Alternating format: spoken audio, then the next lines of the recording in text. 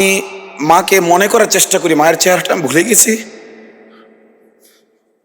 এবং যখনই আবছা আবছা মনে আসে খুব গভীরভাবে খেয়াল করতে গেলে মায়ের চেহারাটা হারিয়ে যায়।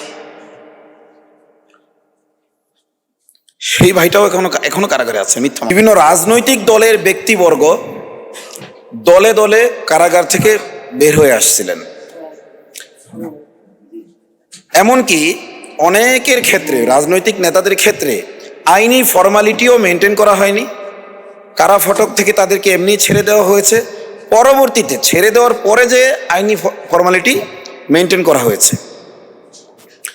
অত্যন্ত দুর্ভাগ্যজনক, আমাদের যারা ওলামা একরাম লম্বা সময় যাবত ওনারা কারাগারে, মানে একজন ভাইয়ের কথা যে আমি বলি, তিনি বলতেন, ভাই ফ্যাসিস্ট হাসিনা দীর্ঘদিন আমার পরিবারের কারোর সাথে আমাকে দেখা করতে দেয় নাই। ইতিমধ্যে আমার মা মারা গেছেন। আমি মাকে মনে করার চেষ্টা করি, মায়ের চেহারাটা আমি ভুলে গেছি, এবং যখনই আবছা আবছা মনে আসে খুব গভীরভাবে খেয়াল করতে গেলে মায়ের চেহারাটা হারিয়ে যায়। সেই ভাইটাও এখনো কারাগারে আছে মিথ্যা মামলায়। তো আমরা ভেবেছিলাম যে ফ্যাসিস্ট হাসিনার মিথ্যা মামলার শিকার যারাই হয়েছিল, এবং হাসিনা পূর্ববর্তী, কারণ এই চক্রটা তো র্যাবের যেই চক্র, ডিজিএফ এর যেই চক্র, এটা তার আগে থেকেই শুরু হয়েছিল তৌহিদি জনতার বিরুদ্ধে। তো এই যে 16-17 বছর বা আরো বেশি সময়, বা কেউ আরো কম সময় থেকে, কেউ এক যুগ যাবত যে কারা নিয়ন্ত্রণ হয়ে আছেন, তো এই লোকগুলো এখনো কারাগারে রয়েছে। যেহেতু তারা কোনো রাজনৈতিক দলের লোক না, তারা যেহেতু ওই রকম এলিট শ্রেণী না, তো আমরা দেখলাম যে তাদেরকে ছাড়া হচ্ছে না। এবং ওলামা একরাম সাধারণ তৌহিদি জনতা থেকে ছোট্ট ছোট্ট অনুদান কালেকশন করে লক্ষ লক্ষ টাকা ব্যয় করেছেন অনেকের পেছনে। অনেকের ভিটে বাড়ি বিক্রি করতে হয়েছে। এরপরেও কারা ফটকে তারা গ্রেফতার হয়েছে ইউনূস সরকারের আমলে।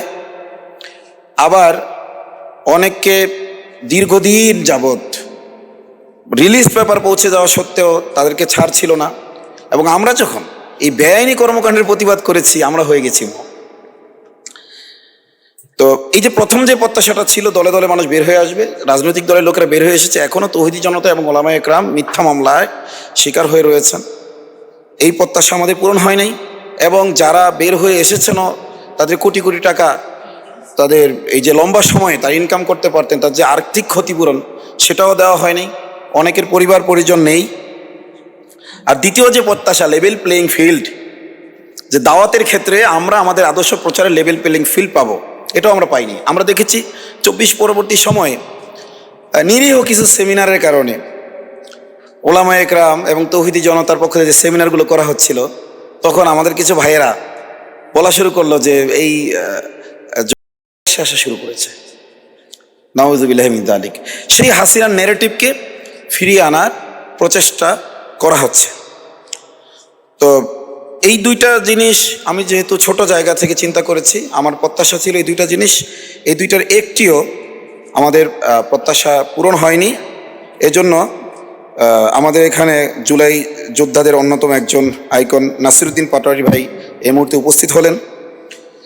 তিনি সহ অন্যান্য জুলাই যোদ্ধা যারা আছেন, ওলামা একরাম যারা আছেন, এই বিষয়ে আমি সোচ্চার হওয়ার জন্য বলবো যে মুসলিম কারাবন্দীদের অভিশাপ থেকে আপনারা কেউ বাঁচবেন না। আপনারা যতই রাজনীতি করেন, আমি দেখতাম যে তারা বলতো যে বাইরে যারা ন্যায়ের কথা বলে, ইনসাফের কথা বলে, কিন্তু আমাদের কথা বলে না। হেল্লা, আপনি ওদেরকে কারাগারে নিয়ে আসেন যাতে আমাদেরকে ওরা চেনে, আমাদের সম্পর্কে ওরা জানে। তো মুসলিমদের অভিশাপ থেকে আমরা যদি বাঁচতে চাই, তাহলে আমাদের যেটুকু আছে কথা বলার, অন্তত কথাটা বলি। আল্লাহ তাআলা আমাদের তৌফিক দান করেন। আসসালামু আলাইকুম রহমতুল্লাহ।